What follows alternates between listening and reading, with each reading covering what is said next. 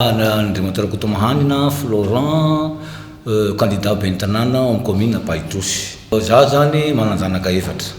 Fianarana nanao droit, bac plus 2, zany fianarana nataoko. Ny asa efa natao zany dia agriculteur mpamboly. Dia rehefa avy namboly dia niompy dia nivarotra ompy. Zay zany no asa natao fambolena sy ny fiompiana.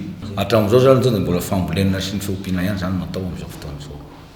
Tsy piko manokana fa somary efa kely aho satria mbola 2 volana zay niterahany dada tany antité hafa aleo ny marina no teneniko eto.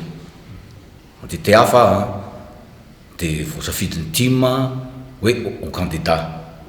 Normalement tsy tokony candidat ny team fa ohatrany tia ny lalany men'Andriamanitra azy zany nahitanao ny fiadanana.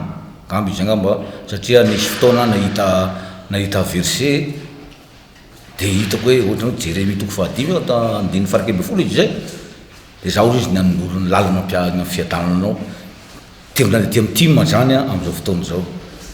Mampiavana amin'ny candidat rehetra za tsy miavona. Ny candidat namako koa be miavona, za tsy miavona. Hatramin'ny ankizy kely mahafantatra hoe i tonton Gigi. Tonton Gigi ny fiantsoany fahafantarany olona ao amin'ny commune. Satria tsy mahafantatra satria za nitarika nanao fitaritana tarika toko, nitarika fikambanana toko tamin'ny premier tour, deuxième tour. Aleo tsoriko mihitsy za tsy andainga mihitsy. Lara-pameno amin'ny commune zany dia ny barrage.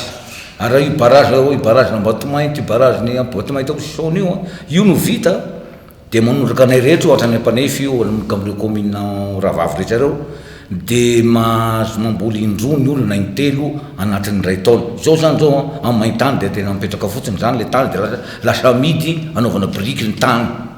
Dia ny tanàna ho azavaina mba hampakelikely ny jiolahy. Zay zany lara-pameno dia ny barrage.